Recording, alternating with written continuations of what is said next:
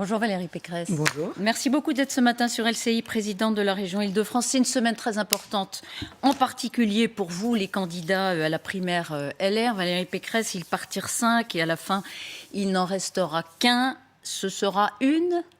J'espère. Pourquoi? Pourquoi ça serait une? Sans doute parce que j'ai aujourd'hui le meilleur projet, le projet le plus abouti, le projet le plus audacieux, un projet de rupture, mais en même temps un projet réaliste, parce que je crois qu'il va falloir énormément de réformes pour remettre de l'ordre dans le pays, de l'ordre dans la rue, de l'ordre à nos frontières, de l'ordre dans nos comptes, et j'ai cette volonté. Fin de campagne du premier tour, demain soir, minuit. Valérie Pécresse, sur quoi pensez-vous avoir marqué des points pendant cette campagne interne ? Je pense que les Français ont découvert une femme qui les connaissait, qui connaissait leur quotidien, qui était les deux pieds ancrés dans le réel et qui n'était pas du tout une Parisienne. Parce que c'est vrai que pendant 2 ans, le Covid plus évidemment la campagne régionale m'ont enfermée dans ma région, qui est la région de l'Île-de-France, mais qui est une région urbaine et rurale à la fois, une région minée par les inégalités, la montée de la violence, le séparatisme islamiste. Donc ils ont découvert quelqu'un qui connaissait vraiment les défis et qui avait des solutions à proposer. Alors, je voudrais revenir sur ce que vous dites. On découvert une femme qui n'est pas seulement parisienne. C'est important parce que ceux qui ne vous veulent pas que du bien vous enferment justement souvent dans l'image de la parisienne et même de la versaillaise. Qu'est-ce que vous leur dites ? Qu'aujourd'hui, on ne dirige pas une région de 12 millions d'habitants en ayant son siège en Seine-Saint-Denis dans le 93 et en passant son temps à réduire les inégalités avec justement la ruralité. Vous savez, on dit Île-de-France, Christian Jacob, qui est un grand syndicaliste agricole, est francilien. Gérard Larcher, qui est vétérinaire à la bergerie de Rambouillet, est un francilien. Donc ma région est une petite France.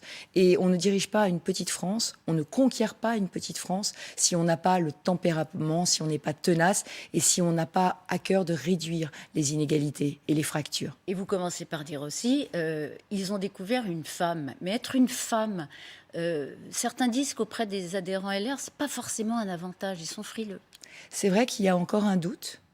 Même en France, après 25 ans, après 25 présidents de la République hommes, on peut se demander, mais si on y réfléchit, ça fait 2 mandats que nous avons des hommes qui n'étaient pas prêts à gouverner, qui ont beaucoup parlé et qui ont très peu agi.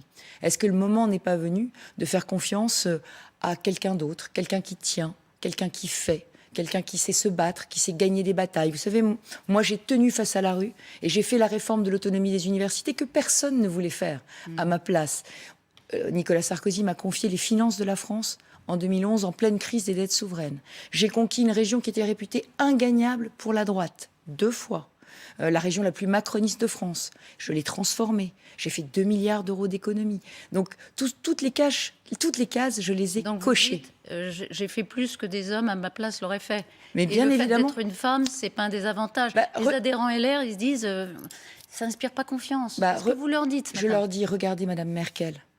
Elle n'a peut-être pas le charisme de Bonaparte au pont d'Arcole, mais elle a défendu bec et ongle les intérêts des Allemands pendant 17 ans. Et aujourd'hui, l'Allemagne est plus forte et plus solide que jamais, alors que la France sort affaiblie du quinquennat d'Emmanuel Macron. Alors, ce qu'ils vous disent aussi, c'est que vous avez quitté le parti. À un moment, ils vous le reprochent, vous l'entendez, ça? Vous savez, je n'ai jamais quitté mes convictions. J'ai toujours été de droite. J'ai eu 5 ministres d'Emmanuel Macron contre moi au régional. Et la plus belle preuve d'amour que je peux donner à la droite, c'est lui avoir fait regagner la région Île-de-France, qui est une région, comme vous le savez, très à gauche, et qui a voté pour moi. Pourquoi? Mais tout simplement parce que je suis debout et que je me tiens en première ligne face à tous les ennemis de la République qui veulent détruire notre pays, nos institutions, notre civilisation. Et finalement, une partie de la gauche, et une partie aussi de l'ultra-droite, Nicolas Dupont-Aignan, ont appelé à voter pour moi en Île-de-France. Parce qu'aujourd'hui, plus que le clivage droite-gauche, il y a le clivage républicain, communautariste. Et moi, je me tiens debout. Renaud Muselier, il a aussi quitté le parti la semaine dernière. Il l'avait annoncé ici. Vous lui dites quoi ce matin? Et je crois que c'est un départ à contretemps. La droite est de retour. Notre primaire est une formidable réussite. Nos débats ont intéressé des millions de Français. Et ce dont ils sont en train de se rendre compte, c'est que nous avons les solutions aux problèmes du pays, à cette dette colossale de 2800 milliards, à ces déficits, à ces impôts dont nous sommes champions du monde, mais aussi au désordre dans la rue, au désordre aux frontières, à une Europe impuissante et affaiblie. Donc nous avons les solutions. Et aujourd'hui, c'est le retour de la droite. L'ordre, je ne sais pas combien de fois vous le dites, on va y revenir tout à l'heure, mais en tout cas, c'est votre mantra, je serai celle qui rétablit l'ordre, on verra. À propos de femmes, un mot encore. Le doigt d'honneur que Éric Zemmour a infligé à une femme marseillaise, il reconnaît dans un tweet, hier, on va le revoir, hein, une forme d'inélégance. Toutefois, vous imitez était fort inélégant, j'en conviens bien volontiers. Tout en rendant responsable dans ce tweet cette femme qui avait dégainé, si je puis dire, le doigt d'honneur, la première. Faute à peine avouée, pardonner ou pas? Et c'est un signe. Qu'est-ce que ça signe, ce doigt d'honneur d'un presque candidat à Marseille? Vous savez, être président ou présidente de la République, ça ne s'improvise pas. C'est un chemin, c'est un long chemin, c'est une mue. Il faut pouvoir endosser des responsabilités, il faut pouvoir en être digne. Et aujourd'hui, je pense que la candidature un peu précipitée, ou la pré-candidature un peu précipitée d'Éric Zemmour est en train de tourner au fiasco. Il n'est pas digne de cette fonction qu'il peut-être dans quelques jours, d'ailleurs, au moment où vous vous départagez, il pourrait l'annoncer, il n'en est pas digne. C'est les Français qui jugeront. Moi, ce que je dis, c'est qu'il faut en être digne. Ce geste n'est pas digne, en tout cas. Ah ben, ce geste est totalement indigne. Mais au-delà de ça, je pense que être président ou présidente, c'est une crédibilité. On confie au président de la République à la fois les codes du nucléaire, donc on ne peut pas les confier à quelqu'un d'impulsif, on lui confie ses économies, donc il faut qu'il soit aussi bon gestionnaire. On lui confie l'avenir de ses enfants. Il faut qu'il soit visionnaire. Et avoir une vision, c'est pas juste être monomaniaque sur un seul thème, l'immigration. On n'est pas condamné ni au grand déclassement, ni au grand remplacement. Rien n'est foutu en France. Mais il va falloir réformer profondément. Et ces réformes, il faut avoir le courage d'en parler. Il va falloir dire qu'il faut travailler plus longtemps. Il va falloir dire qu'il faut travailler plus sur l'année. Il va falloir valoriser le travail. Il va falloir donner envie aux Français de vous suivre. Et il va falloir les entraîner. Tout ça, c'est des qualités qui ne s'improvisent pas. Il faut de l'expérience. Un mot du sujet d'inquiétude majeur des Français ce matin. C'est évidemment l'arrivée en France du variant Omicron. 8 personnes sont suspectées de l'avoir, mais de toute façon, on n'y échappera pas. En tant que présidente de région Île-de-France, cette fois, est-ce que dans les transports en commun, il est nécessaire, vous envisagez d'imposer des mesures supplémentaires pour réduire encore la circulation? Ou est-ce que c'est le statu quo? Alors, dans les transports en commun, nous avons pris le maximum de précautions. On est au niveau de précaution le plus élevé d'Europe. Donc, effectivement, on nettoie. Et on a des séances de nettoyage qui ont été multipliées par 2 depuis le début de la crise. On demande, on exige le port du masque. Aujourd'hui, ce qui protège le mieux, c'est la vaccination, il faut le dire. Dans les transports en commun, nous sommes aujourd'hui à peu près 97% de l'offre de transport d'avant la crise et nous avons moins de 80% des voyageurs. Donc aujourd'hui encore, les Français... Moins de 80% des voyageurs. Oui, sur les réseaux de transport. Ouais. Donc les Français ne sont pas encore tous revenus dans les réseaux de transport. Donc il y a un tout petit peu moins de saturation qu'il n'y en a en période normale, avant Covid. Et vous maintenez pour l'instant pas question de bouger le volume de trains mis en circulation. Nous ne bougerons absolument pas le volume de trains. Même si le télétravail est encouragé. Voilà, c'est ce que j'allais vous dire. C'est ce que j'allais vous dire. À chaque fois qu'une nouvelle vague arrive, c'est le moment de se repositionner en télétravail au maximum, de façon à désaturer tous les transports, parce qu'on n'est jamais à l'abri d'une contamination. Donc il y a pas des mouvements de panique, mais des décisions assez radicales de certains pays. Israël ferme ses frontières. Le Japon a annoncé qu'il fermait ses frontières. Les vols sont suspendus en provenance et à destination du Maroc. La France doit-elle fermer ses frontières? Ce qui est certain, c'est qu'il faut tout faire pour éviter un 3e confinement. Et puis évidemment, sauver Noël, parce que c'est un moment de retrouvailles en famille et qu'il faut absolument éviter que ce soit un pic de crise. Donc le sujet, c'est protéger nos frontières contre l'arrivée de ce variant, même s'il arrivera, essayer de bloquer au maximum son arrivée, le temps qu'on l'examine, parce que finalement, on en sait peu sur ce variant. On sait juste qu'il a beaucoup de mutations, on ne connaît pas encore vraiment ses impacts sur la santé. La seule chose que l'on sait, c'est que le vaccin protège. Alors, en tant que présidente de région, ce que je fais, c'est que je vais multiplier ce qu'on appelle les campagnes d'aller vers vaccinales, les campagnes où on amène le vaccin au plus près des populations les plus fragiles et les plus Avec des isolées véhicules, dans avec le rural. Oui, bien sûr, dans le rural avec des camions, dans les quartiers populaires, en allant au plus près des populations. Les dernières crises subies par les Français ces dernières années ont montré un besoin de services publics supplémentaires, en tout cas au minimum une situation égale. Vous voulez supprimer, Valérie Pécresse, 200 000 fonctionnaires. Poste. 200 000 On ne, postes, on ne- pardon. on ne- on ne 200 supprime 000 pas des postes de personnes, on supprime des fonctionnaires. postes. Vous avez raison. Vous avez même parlé du comité de la hache. Il fallait le faire très vite, car après, dites-vous, on ne le fera pas. Vous épargnerez l'éducation, la sécurité et la santé. Pourquoi 200 000 et où? Alors, c'est pas que j'épargne la santé, l'éducation et la justice et la police. C'est que je veux recréer 50 000 postes dans ces trois missions, protéger, éduquer, soigner. Je veux recréer 50 000 postes parce qu'il en manque. Mais il en manque là. Et donc, moi, je ne suis pas dans le parti de la démagogie. Je suis dans un parti qui, s'il veut revaloriser le travail, c'est ma grande mesure, hein, plus 10% de salaire net. Et vous dites que il faut les le financer. financerez Il comme faut les ça. financer. Et Et, donc, puis, je veux où? recréer 50 000 postes dans la justice, Donc, en fait, le solde dans net, l'éducation et dans les soins. c'est 150 C'est 000 150 000 le solde net. D'accord. Le solde net, c'est de 150 000. suppression de postes. Mais Où, je supprimerai Valérie 200 000. Pécresse 200 000, attendez, je veux juste vous dire, 200 000, c'est 0,7% de postes en moins par an. C'est un départ à la retraite sur 3 qui ne sera pas remplacé. Ça veut dire qu'on va continuer à recruter pendant tout le quinquennat. Non, mais je le dis parce qu'on a l'impression que ce chiffre de 200 000 est énorme. C'est un chiffre très raisonnable. Mais vous savez que ça fait des décennies que les présidents, enfin en tout cas certains candidats, dans leur discours, disent qu'il faut faire des réductions de fonctionnaires. On l'a bien vu avec Nicolas Sarkozy, Oui. on l'a vu avec Emmanuel Macron. Ils ne l'ont pas fait. C'est faux. Donc C'est faux, pourquoi Madame Martichoux. C'est faux. Nicolas Sarkozy l'a fait. Il l'a fait. Il l'a dit et il l'a fait. Le solde net à la fin de son 135 000 postes de moins dans la fonction publique d'État.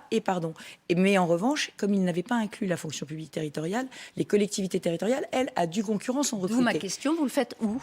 Alors, je le fais partout où il y a de la suradministration. Et je vais vous donner plein d'exemples. Plein. Il y en a partout. Ça suffit. Ah non, un seul, ça suffira pas. Ben, parce que si, c'est déjà partout. pour nous expliquer. Prenons par exemple l'hôpital. Vous savez que l'hôpital public, aujourd'hui, 35% de coûts d'administration, alors qu'en Allemagne, c'est 22%.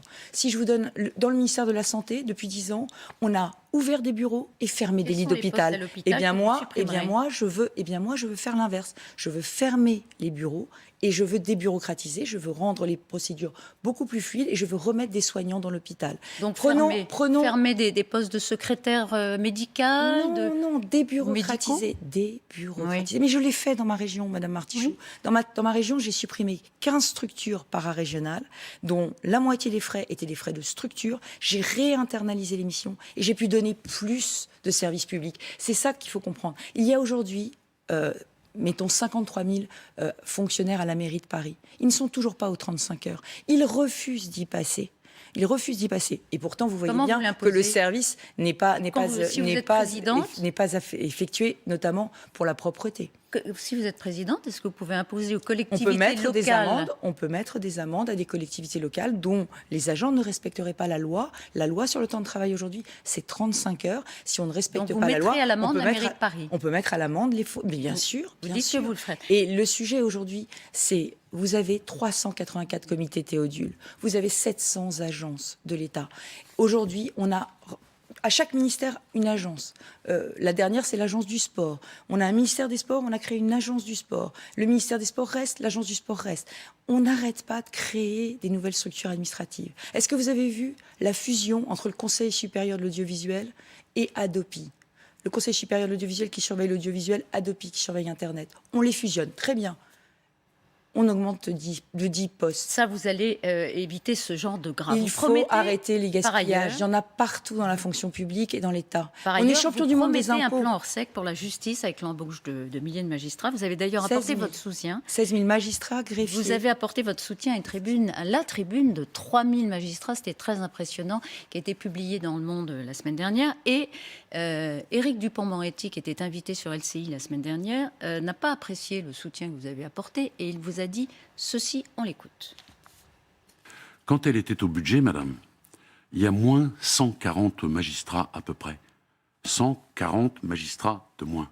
Nous en avons 650 de plus. Et pardon de vous dire, que Mme Pécresse, avec un cynisme considérable, vient se lever dans cette tribune pour en obtenir le bénéfice politique, enfin du moins le croit-elle. Ouais, les leçons de Mme Pécresse en matière de justice, c'est moins de magistrats qu'il y en avait. Et si elle avait fait, madame, ce qu'elle dit qu'elle fera, eh ben nous n'en serions peut-être pas là. Voilà ce que je veux dire à Mme Pécresse. Voilà ce qu'il a voulu vous dire après que vous ayez apporté votre soutien à la tribune des 3000 magistrats dans le monde. Il n'a pas du tout apprécié. D'abord, ce qu'il faut dire, c'est que la justice est complètement noyée par les affaires. On a des stocks qui s'accumulent entre Vous 18 entendez mois ce et qu'il 2 dit ans. Répondez précisément à l'accusation qu'il vous porte. Mais Madame Marty, je vais répondre, c'est très simple. La situation d'aujourd'hui n'est pas la même qu'hier, du tout. Et j'ai tiré les enseignements de la présidence Sarkozy. Moi, je ne ferai pas un rabot. Moi, je vais cibler... Vous avez parlé du comité de la hache. Oui, mais c'est complètement différent. Que le rabot. Non, c'est absolument complètement différent. La hache, ça veut dire fermer des structures. Le rabot, ça veut dire diminuer partout. Moi, je ne diminuerai pas partout. Je ne diminuerai pas dans la justice. Au contraire, je vais créer 16 000 postes dans la justice. Je vais créer 25 000 postes pour l'hôpital et 10 000 pour l'éducation nationale. Mais là où au plus près du terrain. Parce que là encore, dans l'éducation nationale, si vous regardez le ministère, par rapport à l'Allemagne, eh bien, en Allemagne, c'est essentiellement une masse salariale de professeurs, le ministère de l'Éducation nationale. Chez nous, il y a toute une couche d'administration. On a de l'administration partout. Et l'administration, eh bien, ça coûte cher. Donc, vous lui répondez, ce que j'ai fait hier, je ne le ferai pas demain. Je le ferai différemment et la justice sera mon archi-priorité parce que c'est le parent pauvre de toutes nos politiques publiques. Nous dépensons 2 fois moins pour la justice que l'Allemagne. Et une justice qui ne juge pas, c'est une justice injuste pour les victimes et qui bénéficie évidemment aux voyous. Un mot, mais ça demanderait beaucoup plus de temps qu'on en dispose. Hier, Xavier Bertrand sur Europe 1, à propos des accords du Touquet et à propos de cette crise migratoire tragique qui a donné lieu à des dizaines de noyés la semaine dernière, il a dit ça à l'adresse de Boris Johnson, le Premier ministre britannique. Il se la récupère, sa frontière, et on laisse passer tous les migrants qui le souhaitent. C'était ça hier, la préconisation de Xavier Bertrand, tout ce qu'il souhaite, en leur assurant évidemment la sûreté de la traversée de la Manche. Mais il se la récupère, sa frontière. Est-ce que vous êtes d'accord ? Ce qui se passe dans la Manche est effroyable. Et franchement, les provocations de M. Boris Johnson sont lamentables. On ne peut pas rendre les Français responsables de ce qui se passe dans la Manche et leur dire qu'ils vont récupérer les migrants, alors que c'est nous qui assurons la sécurité de sa frontière. Donc bien évidemment, il va falloir renégocier les accords du Touquet. Et il faudra les renégocier. Il faudra les renégocier. Attendez, il faudra les renégocier parce que aujourd'hui, nous assurons la sécurité de centaines de kilomètres de côte et en plus, nous nous faisons insulter par le Premier ministre britannique. C'est pas sérieux. Et j'ajoute que par ailleurs, à cela s'ajoute la crise de nos pêcheurs, à qui la Grande-Bretagne refuse de donner des droits de pêche à Jersey et Guernesey. Ça n'est pas acceptable. Donc effectivement, si M. Boris Johnson persiste, eh bien, il faudra dénoncer ces accords du Touquet et ce sera aux gardes-côtes britanniques de faire la police des frontières britanniques. Dans quel état d'esprit êtes-vous ? Un peu tendu ? Non, très déterminé. À quelques heures d'un scrutin qui va déterminer votre avenir, Valérie Pécresse. C'est vrai, mais pas seulement mon avenir, l'avenir de la France oui. aussi. Parce que le sujet, c'est de savoir qui peut battre aujourd'hui Vous êtes un peu tendu ? Emmanuel Macron et Marine Le Pen. Non, je ne suis pas tendue. Je suis déterminée. Je suis déterminée parce que je sais que je peux apporter un certain nombre de choses au débat. Je ne veux pas laisser le monopole de la modernité à Emmanuel Macron. Je ne veux pas laisser le monopole de la féminité à Marine Le Pen. Et je veux surtout porter dans ce débat les réformes puissantes dont le pays a besoin. La réforme des retraites, la réforme de l'assurance chômage, la débureaucratisation. Vous avez surtout besoin de ne pas laisser le monopole de la victoire à vos camarades LR qui sont vos concurrents et adversaires aujourd'hui. Mais vous savez, je sens une très belle dynamique et je sens monter la vague. Je sens que je touche juste parce que j'ai un projet de franche rupture, de droite assumée, et que c'est ça ce que les électeurs de la droite attendent. Merci Valérie Pécresse d'être venue à quelques heures de ce départage tellement important pour votre famille et pour vous-même. Bonne journée à vous. Et dans un instant, le temps avec Guillaume. Bonne journée.